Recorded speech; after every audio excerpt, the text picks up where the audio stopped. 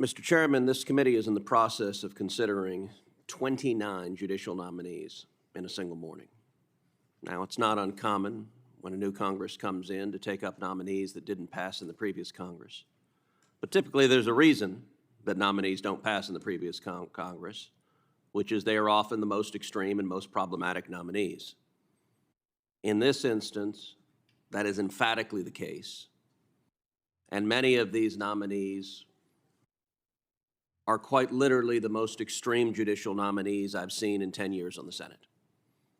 Part of the reason the Democrat majority is trying to move 29 nominees in one morning is to flood the zone with so many bad nominees that nobody can focus on how utterly unqualified these nominees are to be judges. The nominee being considered right now, Nancy Abudu, Senator Lee did a good job of walking through her extreme record. She was the deputy legal director at the Southern Poverty Law Center, an organization that has a long and shameful history of labeling mainstream conservative groups as, quote, hate groups. And the SPLC's history is so egregious that it prompted a violent hate crime.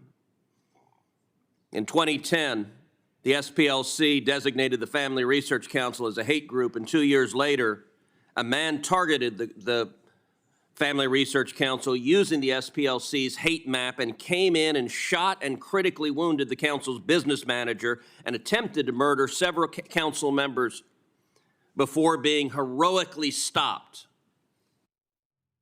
by the building's security guard.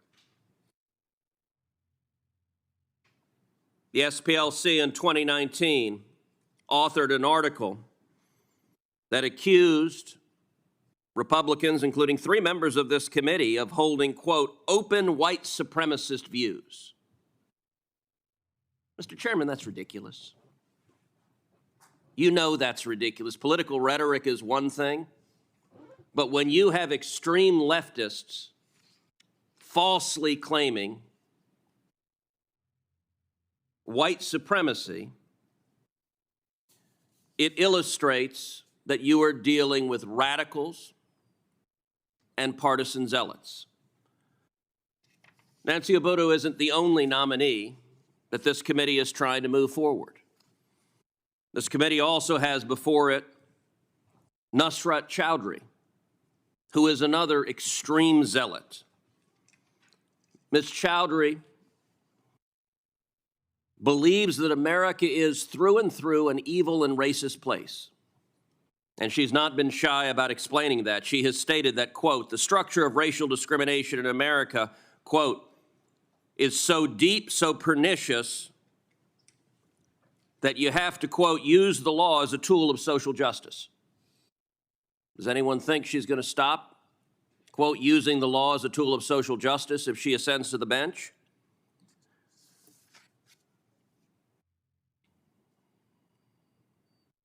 The most concerning thing Ms. Chowdhury said is she participated in a panel at my alma mater, Princeton University. The panel was entitled How Activism Informs Policy. And one of the panelists there suggested that police officers kill unarmed black men every day. Now, there's a technical term for that statement. That's called a lie. It's not even kind of sort of right. It is wildly, totally false.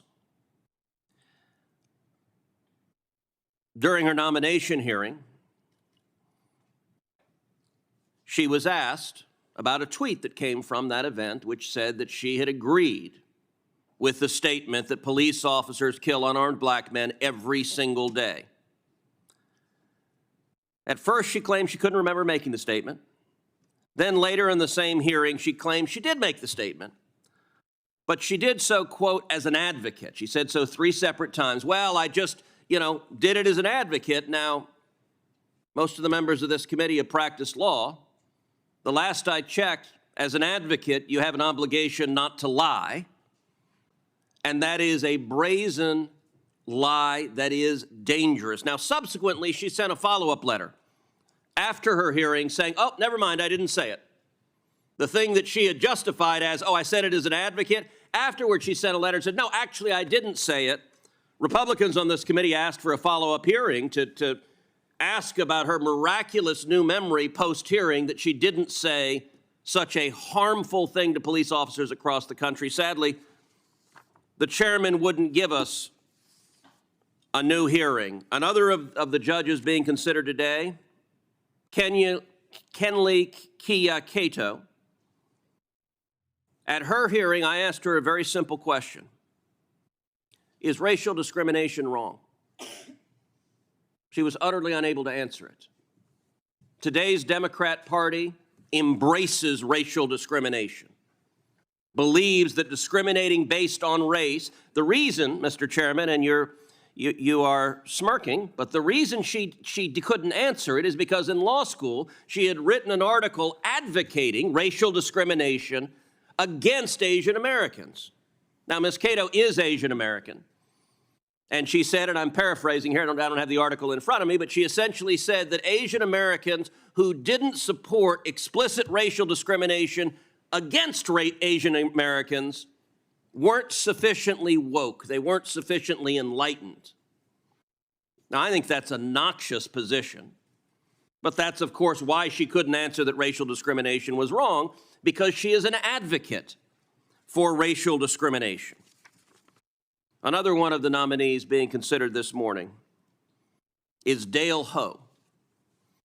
Dale Ho is a self-described, quote, wild-eyed sort of leftist. Now, let me be clear, that's not my terminology.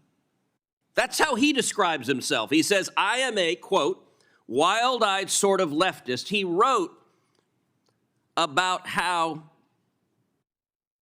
he's motivated each day by his hate for conservatives. That's the word he used, hate. Now, I want you to pause for a second and imagine. I'm going to ask the Democrat members of this committee to do something, which is imagine you're in somebody else's shoes. Engage in empathy. There are actually conservatives in the state of New York.